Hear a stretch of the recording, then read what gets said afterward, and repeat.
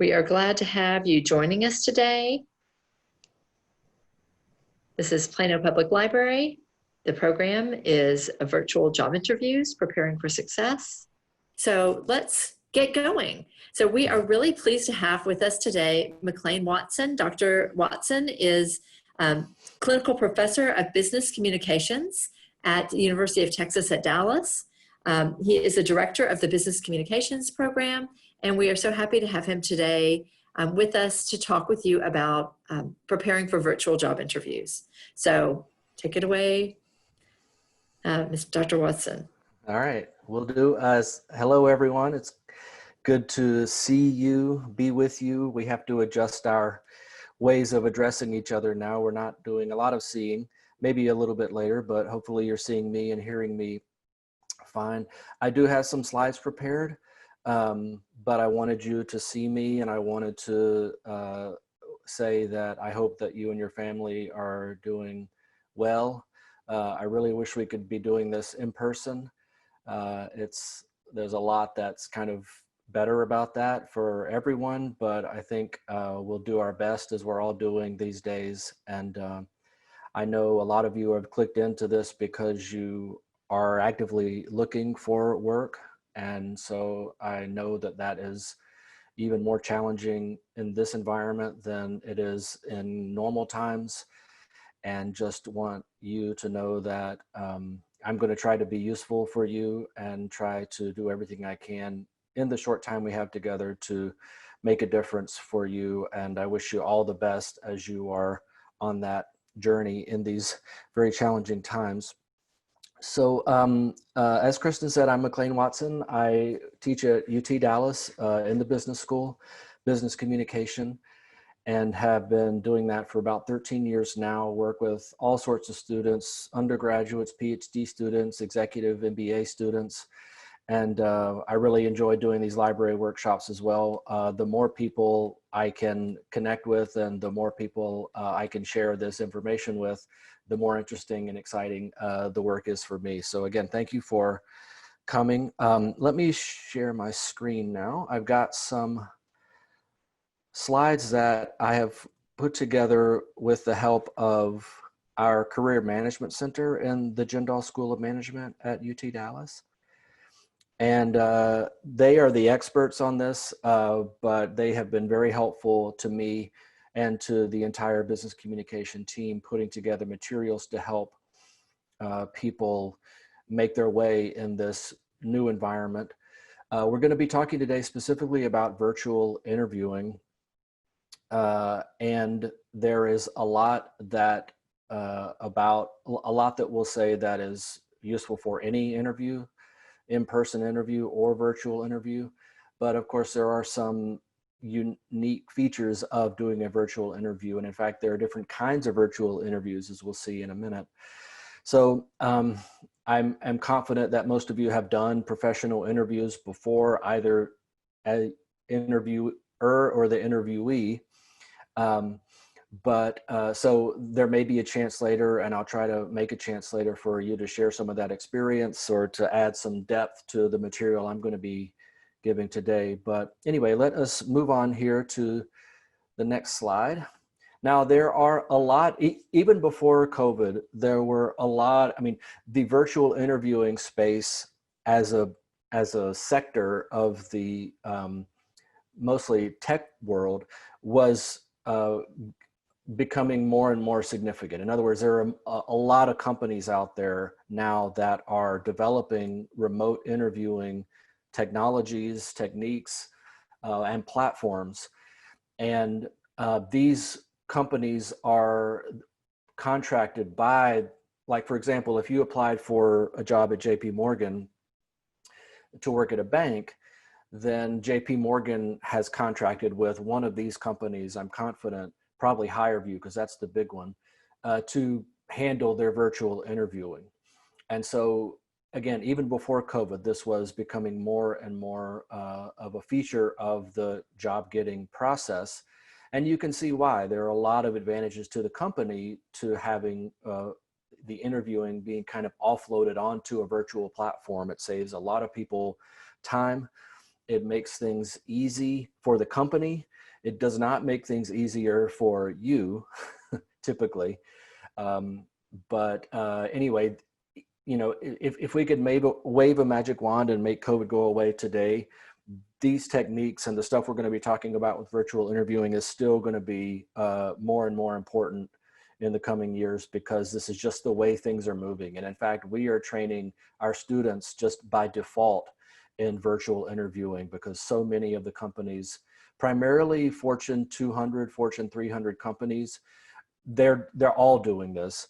It's unlikely that if you're applying for a job at a local store, a locally owned store, with maybe one shop, that you'll be using one of these really expensive platforms, but there still will be, in times of COVID, virtual interviewing, because you're not going to be going to the store to sit face to face with the person doing the interview, probably, hopefully.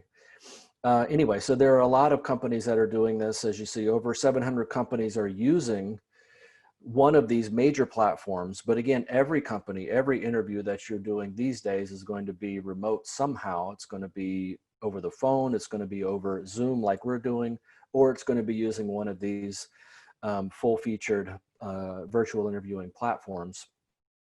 So again, the point is, this is where things are going, and it makes sense to be ready for that, and to be ready to take advantage of that by learning more about how we can be effective interviewees in a virtual context. Here we have a quote from our partners at Keurig Dr Pepper, and I'll just read this. Monday morning, the recruiter comes in and posts the role, posts the job. Within an hour, we're receiving applicants, and the hiring manager is reviewing those applicants. At the 5-hour mark, the recruiter got the email from the hiring manager that said yes to a particular candidate. Then the recruiter picks up the phone, calls the candidate, extends the offer, and the candidate accepts. Now, this is kind of the perfect case of offering a job or posting a job and then offering that job by the end of the day. This doesn't happen a lot. But the point is, with these virtual interviewing platforms, you really are able to do the entire job application process online. Already, if you're applying for jobs, you're probably doing that online, uploading your resume, typing in a bunch of text boxes, doing a lot of data input about yourself online. 10 years ago, the technology didn't allow for the interview to be done remotely. Because it just wasn't there, technologically speaking. People didn't have, the platforms, or you couldn't count on an applicant having a laptop with a webcam to be able to do an interview. So that was the thing that really took the longest time. What we call the applicant tracking system, which we'll talk more about later, which is what most companies are using now, that handles so much of it. And now the virtual interview, or the interview, can be done remotely, and it just offers the possibility of speeding up the whole process very quickly, very significantly.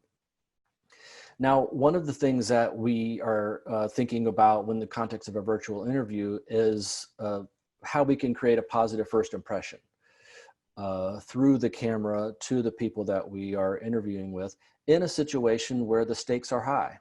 We're talking about the interview. So this probably means that you have already gotten through some of the hurdles of you've already been kind of approved at some level in the job getting process, and you have gotten to the moment of the interview. That's how it's traditionally done. The interview is the last thing. Like, let's say you have 500 people apply for a job, which is the case at a lot of these big companies that UTD students are applying to work for. And then the applicant tracking system, or the software, kind of whittles that down to, let's say, 25 people. And then humans come in and they pick 5 people that they want to interview. The interview is the last part of the process. But one of the cool things about the virtual interviewing platforms is that you can create a video introduction of yourself. And you may be asked in this kind of video introduction as part of the application. So on the front end, you're giving a video introduction of yourself with your face. They hear your voice, they see you, right? They get a sense of your charisma and energy. So this is a feature of a lot of the virtual interviewing platforms, is this video introduction, where they don't want to read your resume, or the machine doesn't need to read your resume. You can sit there in video for 3 or 4 or 5 minutes and talk about your experience and your skills. Why do you want to work for us? Those sorts of questions that you would get in a traditional interview, you also get on a virtual interview. And so a lot of these virtual interviewing platforms put the interview at the front of the process, not the back end of the process. And so that creates some, I guess, pretty important differences with how it's usually done. And it means that we're going to have our stuff together earlier than we usually do. Normally we'll schedule an interview and then we'll have a week before the interview where we can kind of freak out and practice about the interview. Now you may be having to do that right at the moment of applying for the job. So again, the burden put on the applicant is more significant with these platforms, for sure. So these video introductions sometimes work.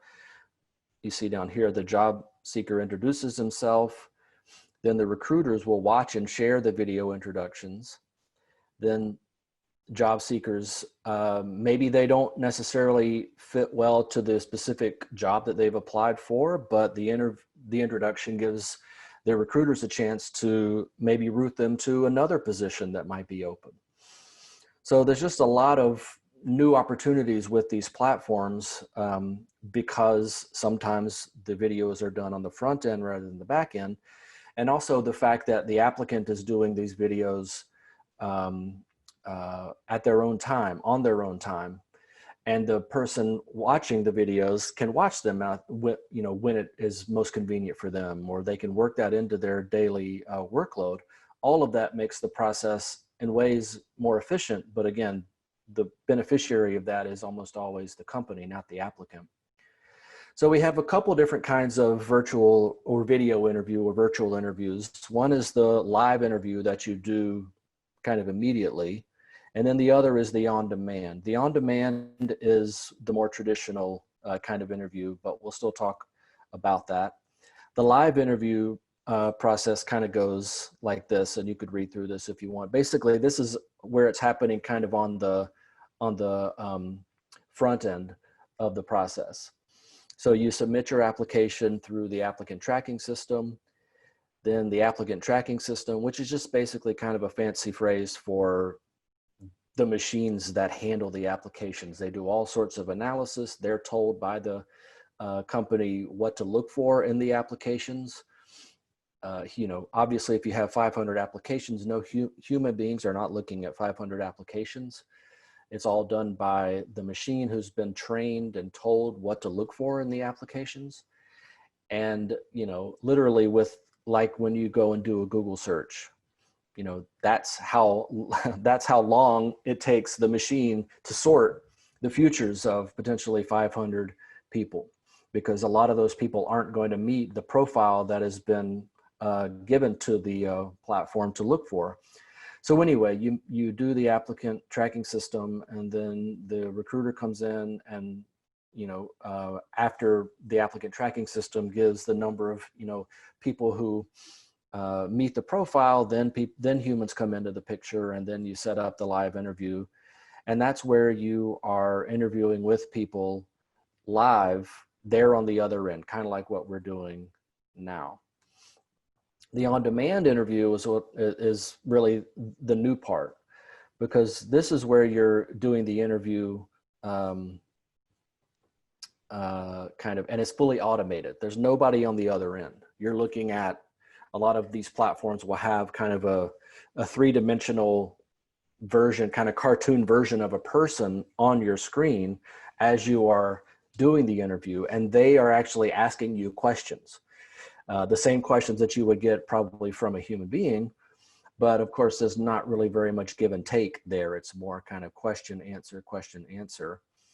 And so these on-demand interviews are ones that we need to be ready for as well. And it's challenging when you're doing like what I'm doing now, talking, and Zoom is telling me that a certain number of people are here, but I can't see you, and I don't know what you're doing, or if you're getting it, or if you're following along. It's just hard when we don't have that nonverbal feedback to go on. So this is a challenge when you're doing these on-demand virtual interviews. So again, the live is the more traditional kind where you have people and you have just conversation really over the video platform. On demand is the one which is really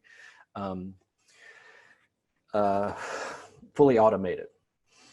And a lot of these virtual interviewing platforms now, you'd think that a human being would go through and look at all of the recorded on-demand interviews that have been submitted by applicants. But again, that's way too much time involved or required for that. So a lot of these virtual interviewing platforms will have just kind of artificial intelligence kind of analyzing the video and looking for things like facial expressions, and then mathematically giving the person's kind of energy and charisma a certain score.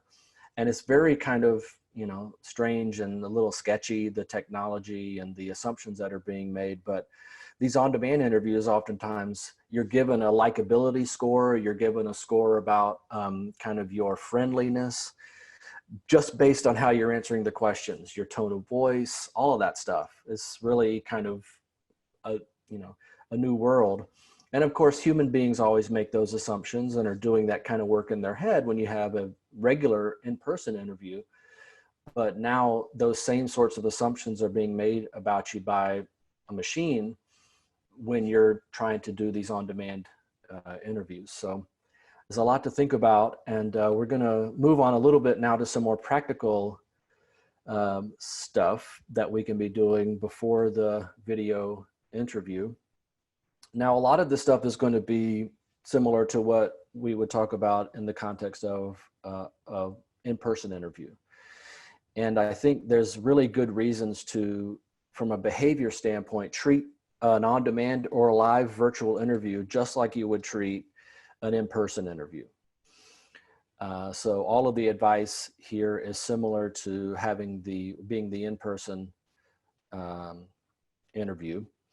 You do want to dress up. I know one of the advantages of working through webcams and machines like a lot of us are doing now is that we don't have to put on office clothes, and that we can be wearing pajama pants and but and obviously people aren't going to see your entire body.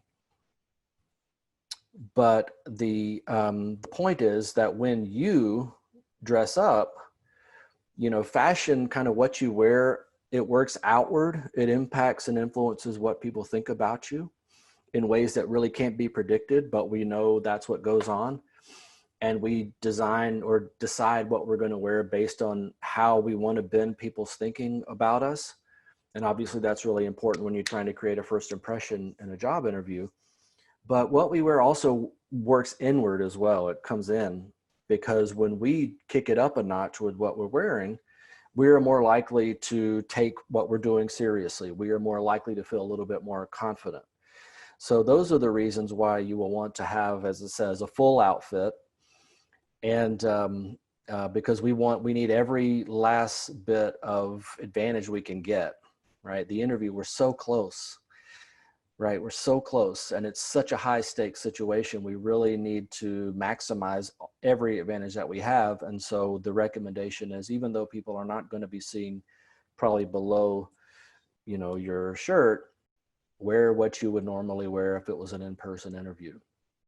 Also, we have the question about colors and how things look in a webcam, and the lighting, which we'll get to in a second.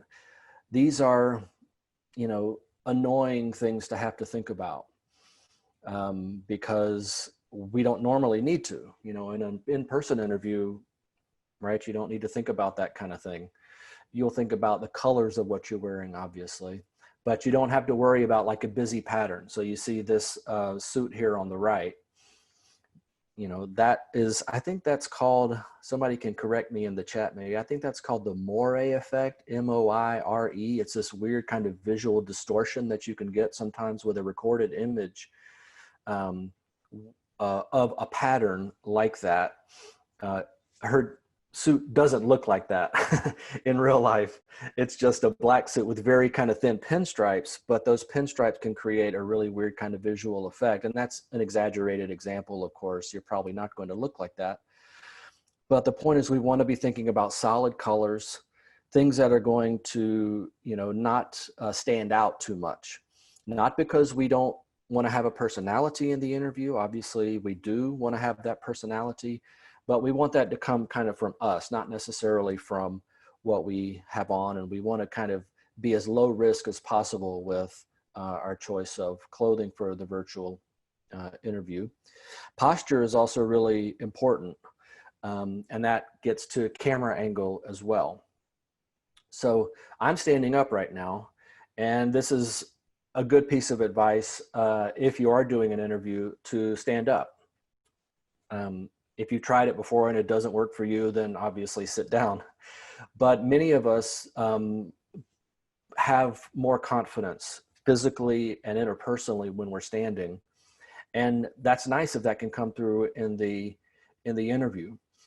But if you're sitting, of course, you want to be sitting up as you normally would be. Now, the camera angle is really kind of a challenge, because so much of the time, if the laptop's on your desk, then you're kind of looking down, and you see I've got like 5 chins now.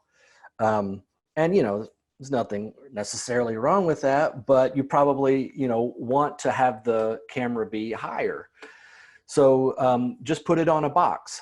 The higher it goes, the more you can see the person.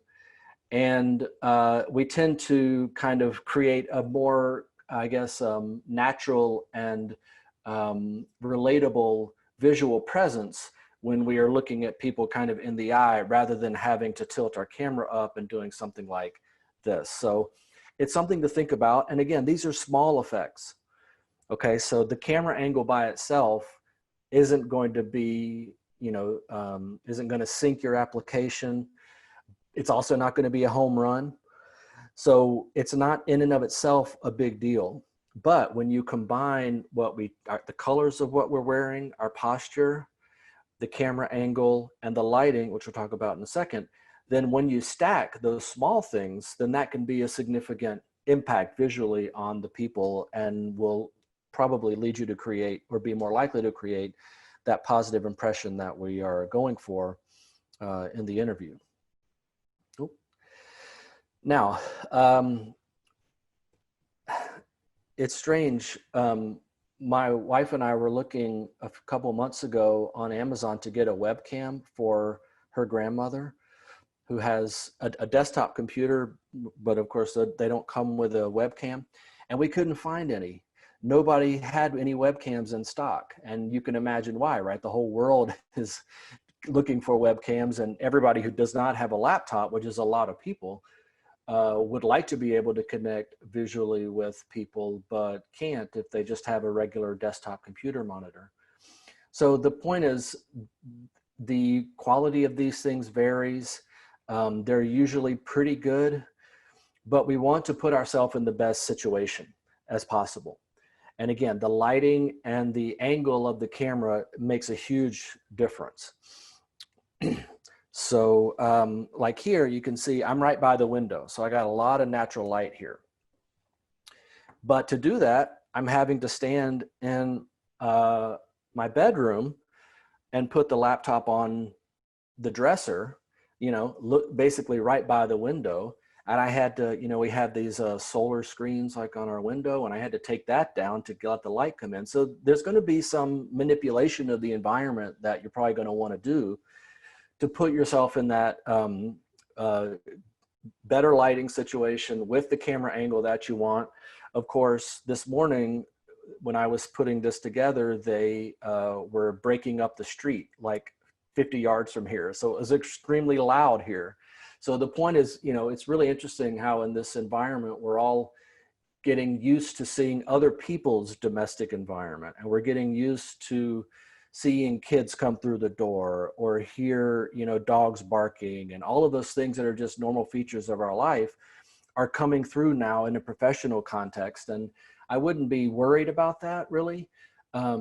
or anxious about it, because I do think people are kind of relaxed about that and just understand that if you have, like I do, a 4-year-old kid, then he's probably going to come bang on the door at some point, and that's not really a reflection of you as a person. So again, nobody wants the kid to be banging on the door during the interview, but I guess my point is I wouldn't get too anxious about it. Of course, try to have someone who is able to have locks on your door, or have someone who is able to settle the child. Anyway, the lighting is really important. Of course, we don't want this.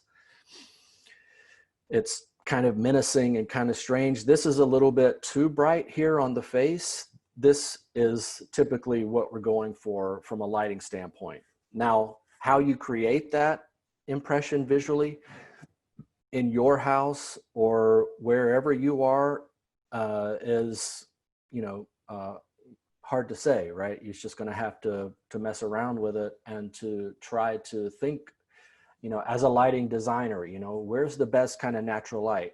I don't want the light to be behind me because then you can't see. I want the light to be on me.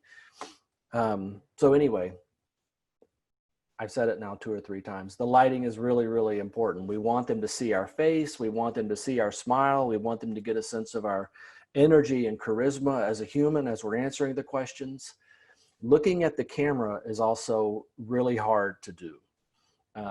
There's just probably something, biological almost about if you're on the screen like I am now, I'm wanting to look at myself on the screen. But when I do, I'm not looking at you through the camera. So it's challenging to kind of bend your own habits into this direction. One thing that has helped me that I've been doing with the classes that I'm teaching this summer at UTD, which are of course all online, and of course fall will be online as well. So the whole planet is really kind of trying to figure out the best way to create that sense of engagement and connection through a camera. But one thing that has helped me is to put a smiley face on a sticky note and put that sticky note right beside the camera in the laptop or wherever the camera is. Because that, gives you a little bit more of a nudge to be looking at that smiley face than looking at yourself, which again is natural and just kind of our inclination, but we need to kind of fight that to make that visual connection through the camera. And so practicing and rehearsing is an easy way to do that. You can easily record yourself looking at yourself, talking through, like you're going to get a question, tell us about yourself. Look at the camera, you just use that as a rehearsal practice question and say, all right, I'm not going to really worry about what I'm saying. I'm just going to focus on looking at the camera because that's going to be, I'm going to want that to be my default visually as I'm doing the interview. What's behind us is very challenging to orchestrate. You can have sometimes, if you're in Zoom or some of the other platforms, you will be able to have a kind of an image as your background. Of course, having your kids in the image or something kind of silly in the image when you're talking to your friends or doing like a Zoom happy hour or something, that's fine with that crowd. But with, in a job application, when you're talking to someone who could, change your life through offering employment, you're probably going to want to be a little bit more traditional, a little bit less risky visually.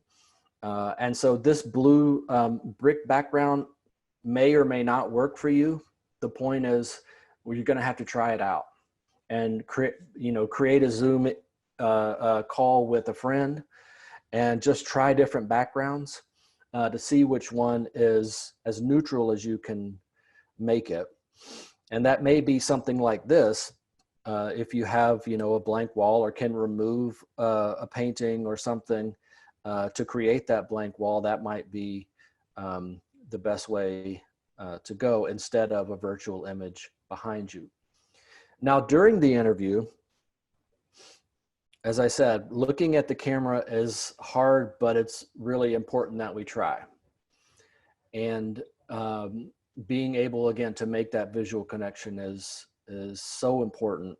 Obviously, by the point of the interview, if this is a live interview, after they've already reviewed your application and they selected you out of dozens or more people for an interview, then they already know your skills, you know, on paper. They know where you've worked. They know what you've done, but they don't know you as a person. And so when you're in those situations, that emotional and human connection is so important. And so looking at the camera is key. That posture connotes confidence.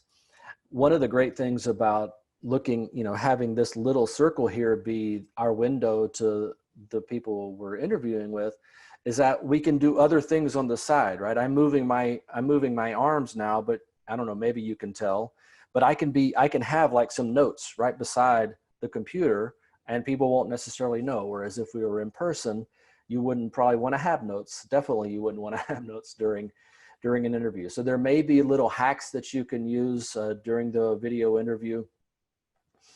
Of course, one of the really important things to do is to create a backup plan, because there are going to be times where the tech breaks or where your internet connection goes out or your kid hurts himself, you know, like breaks an arm or something, you know, who knows. But having a way to get back to people or a phone number backup to call if the tech breaks, that's a really important thing to do as well. They have that information already, but you're going to want to set something up at the beginning. Can you hear me? What's a good number I can call you back on if something happens? That's just a professional way to handle it. Now, so much of the questions that you're going to be getting are, what we call behavioral interview questions. And,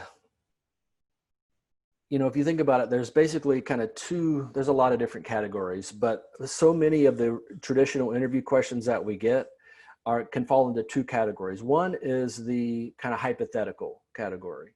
And these are the questions which start with, okay, let's say, what if you were working here and you noticed that another employee was taking money out of the cash register at the end of the day? What would you do, right?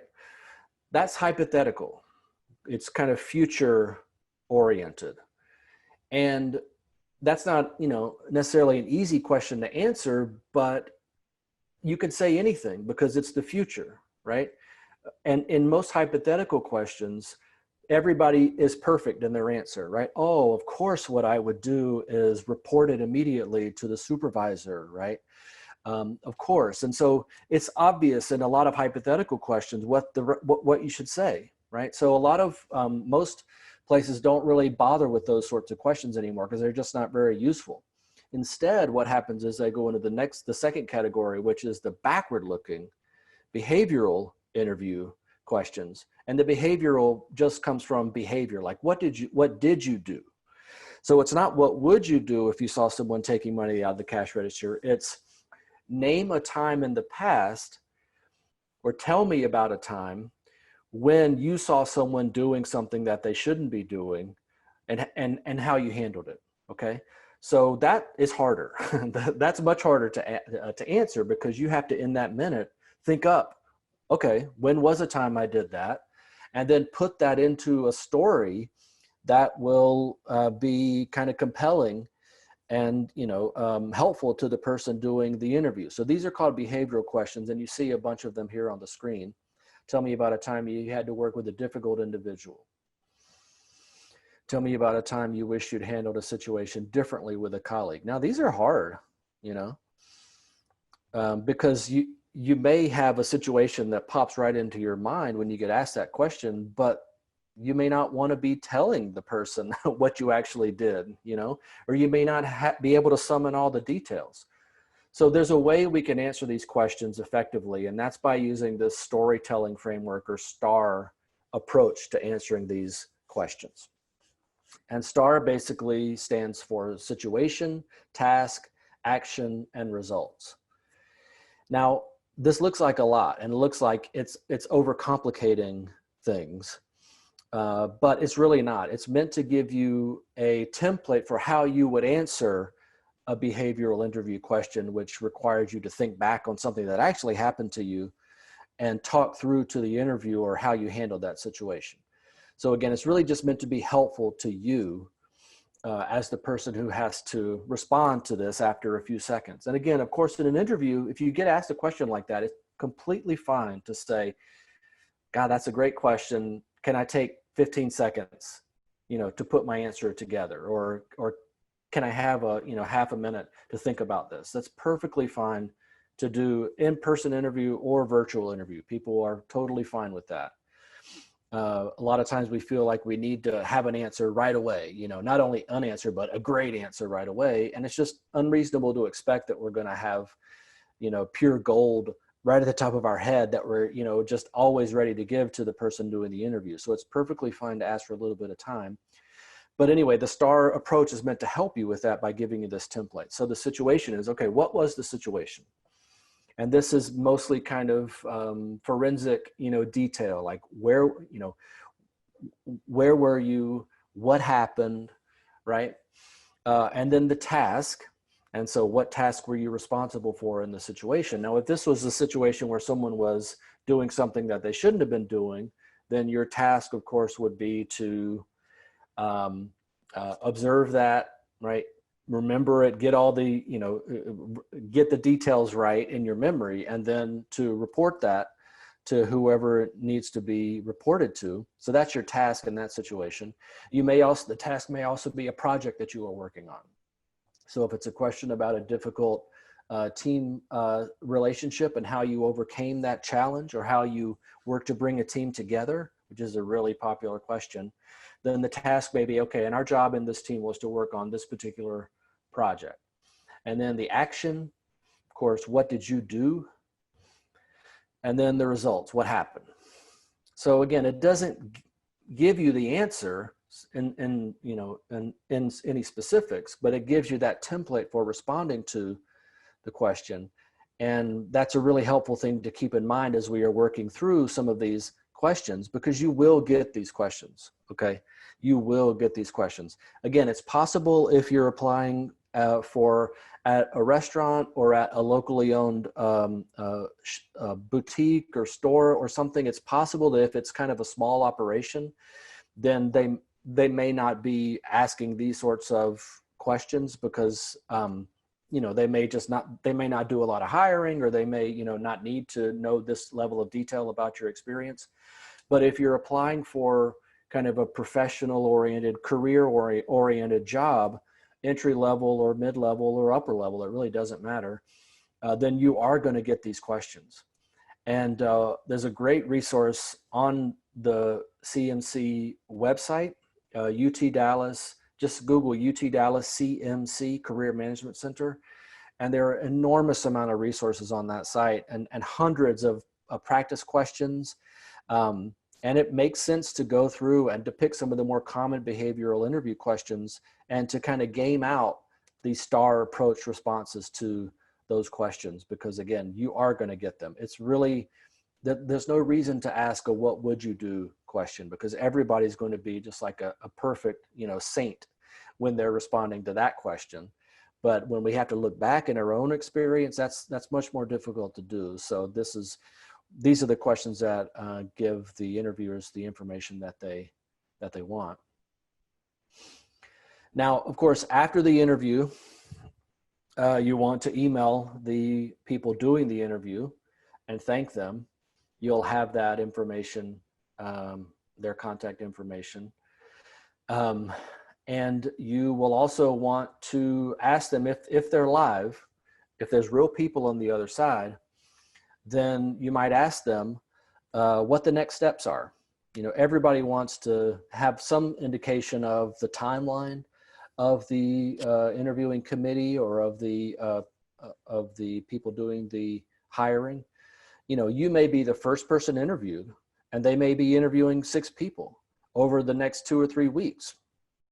And you want to know that, because if you're the first person and that they're not going to be done interviewing for a couple of weeks, then you don't need to, you're going to be anxious and stressed anyway, because you always are after the interview. But if you know that they're not going to be making a decision for at least a couple of weeks, then that's helpful information for you to know. It's also nice to know if you're at the middle of the interview, or if you're at the last person they were interviewing, right? So what are the next steps is a great question to ask. And of course, having questions for them is also really important in any interview. They'll always ask you at the end, do you have any questions for us? And you want to have questions. And on the CMC website, there are an enormous amount of resources to help you think through some of those questions that you might be asking. But also, there are some references in here to the Jindal School of Management website and resources. If you happen to be a UT Dallas graduate, then you have access to all of these materials. If you're not, almost all of these materials are public anyway on the CMC website. So I really recommend that you take a look at those. Yeah, it looks like we have a hand raised. Alexandra, how do we want to handle this here? Let's do the stop share.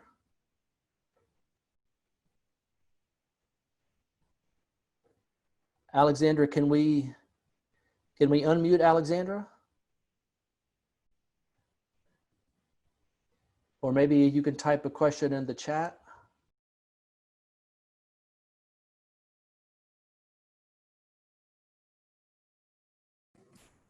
Alexandra is unmuted.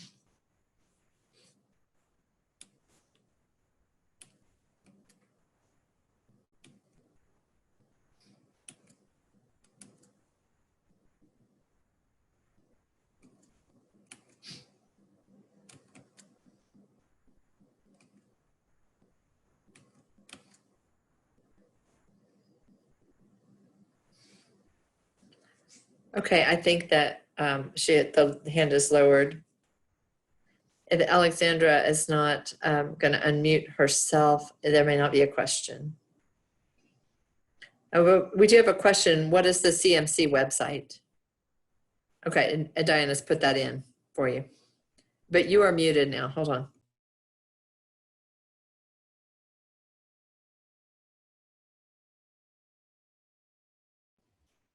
Okay. All right. Yeah, thank you there. You have the CMC website. And of course, there's a lot of stuff on that website. So you'll want to look at the student section because that's where we have all of our resources for interviewing and for applying and resume writing and all of that. So extremely useful. I'd love to get other questions or input from other people. Has anybody actually done one of these virtual interviews yet? I mean, the phone interview is kind of, you know, the old-fashioned version of the virtual interview, meaning just that you're not in the same room with the person. And the phone interview is pretty terrifying because you get a call out of nowhere and you may be driving down 75 and you get the call and you're like, okay, well, I don't want to hang up or I don't want to postpone it, but I'm also, you know, going 80 miles down the highway. So anyway, at least with these virtual interviews, you have the luxury of being able to set the timing and have a little bit of control over, again, your lighting and where you are and that sort of thing. So you can still kind of primp and preen like you do for the normal interviewing. Any other questions or comments? Yeah, that's right, Siv. I mean, you know, and the phone interview, historically, the phone interview has been used as a kind of a screening kind of interview. You know, they want to make sure that you kind of pick up the phone, that you are able to confirm experiences that you wrote about in your resume. So at least from my experience and understanding, the phone interview is not often a fully fledged interview. It's more kind of, okay, does this person sound like they would be a smart choice to bring in for an in-person interview? But there may be some of you who have had, you know, complete hour-long interviews over the phone. All right, here we go. What happens when you are suddenly interrupted in a live interview? Right, so you've probably seen a lot of people being interrupted by kids these days because all of the news channels and programs are being done at home. And so anyway, I do think, how you react is going to depend on your relationship with the person doing the interrupting. I don't think it is something to, I guess maybe what I'll say is I don't think it's I think people are understanding of that. You know, I wouldn't worry about it. People are going to, you know, be able to relate to that, you know, in a funny way. It could be, well, that's the reason why these clips of news people being interrupted have gone viral, because they're just kind of cute and warm and fun, and they humanize the person. So, you know, we don't want to kind of stage an interruption from our kids, but there is a way where it might not be, it might not be a bad thing. It might actually help you, because again, it humanizes you. It makes you seem, you know, people can relate to that, right? So I don't know, it's not really a great answer, but if it's a kid, you know, of course you don't want to be speaking too harshly.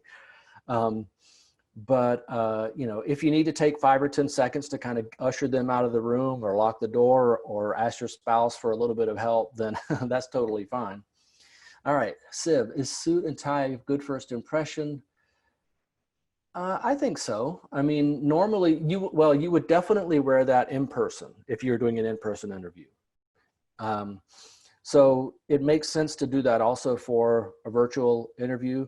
It is going to feel a little bit silly, though, to be in your living room, you know, all dressed up, but still there's just a power to that visual impression that we can make. And rightly or wrongly, people do associate professional competence with professional dress. And so I do think not just because it works outwards on the thinking of other people, but it also will probably make you feel a little bit more confident, give you a little bit more of a spring in your step to dress up a bit. All right, from Diane, how do you handle questions of knowledge with things you're a novice at? Oh, okay. I guess, I don't know, are these questions which are asking if you know how to do X and Y with Excel, and you don't know how to do X and Y? I mean, if that's what you're asking, then I think, you know, we want to be realistic about our own understanding of these things, because they're probably asking you that because they need someone to come in and on day one be able to use those functions in Excel, for example, or to be able to run this kind of report. And what you don't want is to say that you know how to do it, but then show up and not be able to do it. I mean, that's just, it's great to get a job, but if we're getting a job where we have to know how to calculate these things in Excel and we don't know how to do that, then that could be a problem. Okay, yeah, working knowledge, that's a good, I think that's a good kind of phrase to settle on. I have a working knowledge of these things. Maybe you also pivot from that to say that you are a quick learner and that you have taught yourself a lot about these tools and that you're excited to learn more about what these tools can do. I think that's a nice way to pivot into a more optimistic and positive direction. All right, from Sib, during this pandemic period, if they ask us to come in, yes. If they ask us to come in for an in-person interview with a face mask, but we're not comfortable with it, how do we politely decline? Yes, that is a very hard decision. And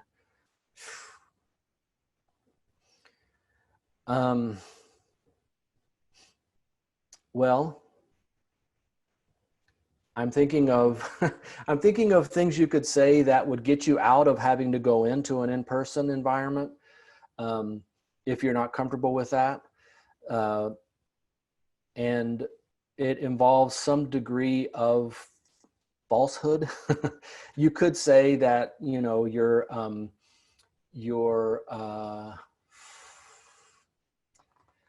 I don't know. I mean, probably what you want to do is say, no, I'm not coming in for an in-person interview. Are you kidding? You know, I'm taking this seriously, right? I mean, you may ask, I think a nice follow-up would be, you know, I'm open to the idea of doing an in-person interview. What sorts of social distancing precautions have you put into place to make sure that we're able to social distance during the interview? And hopefully they've thought of that. You know, hopefully they have already planned that. And if it's a bigger business or company, then they've already been interviewing dozens of people anyway. So they maybe they have a special room for that. And they may have, you know, modifications already in place for that. So I think, it's worth asking, because there may be something that you are comfortable with, so if they just said, yeah, pop on down, and let's chat in person, that's not necessarily giving you all the information you need. They may have already taken a bunch of this stuff into account. So I think following up on that is maybe a good idea. I would hate to think that you would lose an opportunity because you didn't want to do an in-person interview, but it's, it's certainly possible. Okay, yeah, Kristen's got a great response. I would ask them what other options they could offer. Yeah. Yeah, and you're probably having to do this with friends, people that, you might have lunch with regularly, and some of them are okay with going out to a restaurant, but, I'm not. And so having those awkward kind of conversations about where we're all drawing the line is, is hard. Other questions? Anyway, I hope this has been, useful or maybe an interesting way to pass 45 minutes or so of your day. I appreciate you coming out. Please do check out the CMC website that Diana posted the link to earlier. I'm also happy if you have questions or can't find a piece of information. Yes, I'm happy to provide the slides. If you email me, I'll put my email in the chat box here. I'm happy to share the slides with you if you have specific questions, or if you're in a specific situation where you just want to chat to somebody for 10 or 15 minutes about it, and how you might go about it. I don't have all the answers. I'm not an expert in doing virtual interviews, but I do know a lot about best practices from HR work that we've done with our corporate partners. So again, I haven't done a lot of these, but I've read a lot about it. And so I'm not an expert, but I'm happy to just chat with you about the situations and hopefully make you a little bit more confident as you're going into it. All right, let's see what else. So we have a little bit of information from Yes. Plano Public Library about some upcoming programs and other resources that we have that may be able to help folks with their job search, but I don't want to cut into any other information that you had to share first. No, we're good to go. Again, thanks everybody for your time, and let's listen to what Kristen's got, because this is really useful stuff. Thank you. So Plano Public Library is more than books. So certainly we have books that can help you, but we also have additional resources. If you are looking, for instance, the question was about your technology skills and what do you do if they are not quite at the level that you want to be able to portray to the hiring folks. Well, there are a number of classes coming up at Plano Public Library that relate to technology. We have some things coming up on Excel, Photoshop, Google Docs, those sorts of things. We also have access, we provide access with the Plano Library Card to lynda.com, which provides technology classes, business sorts of classes, even like marketing and some of the soft skills, project management, a lot of things like that. We also offer the great courses through Canopy or RB Digital, which there are classes on public speaking, nonverbal communication, cybersecurity, all different sorts of topics that could help you. Those are skills that you can build and sell to employers by stating that you've taken these classes. And we have upcoming programs that we'll show in a minute. At the library, we also have a resume design program coming up next week to help you plan, create your resume. As you can see, Microsoft Excel, which is very commonly used by employers. So if you're not very familiar with Excel, this would be a really good class to take. At really any level, Excel can be helpful to you. And we have a job search program coming up at the end of July about email etiquette. And Dr. Watson did present something similar to that for teens in spring, because it's really important the way that you come across on email. Sometimes we don't realize how things may sound. So that's giving some tips there. There are a number of other courses. You can find them. Our video library, some of the things that we've presented recently related to job skills. These are some professional, development programs and how to use lynda.com. You can find that as a video on our YouTube channel, and even things that may help you at home, like building a simple budget using Excel. And if you are interested in starting an online business or doing small business sort of work in the meantime while you're looking for a job, or if that's really kind of the way you're leaning anyway, is to start a business, we have programs and assistance along those lines. There are a number of databases that the library offers you access to, including Reference USA, which provides both job search and small business information, data that will help you to find jobs that are posted.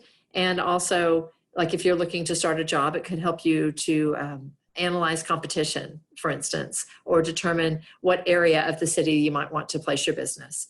So all of these are available at no cost with a library card. You can apply for a Plano library card online at planolibrary.org. If you are not a resident of Plano, we do have reciprocal relationships with 7 surrounding cities. So if you're a resident of obviously Plano, but also Allen, Frisco, Garland, McKinney, Richardson, the Colony, or Wiley, you can also get a Plano library card at no cost. Outside of those areas, the cost is $50 for a year of access. And just lynda.com alone would cost you more than that in a year. So we would be happy to have you participate in our ongoing programs and utilize the resources of the library. So happy to have you here today. And please give us a call or visit with us online. We welcome your questions. And thank you so much, Dr. Watson, for being with us. We appreciate your work. And as always, the great information that you bring. If there are any other questions, we're certainly happy to take them. And thanks for your time today.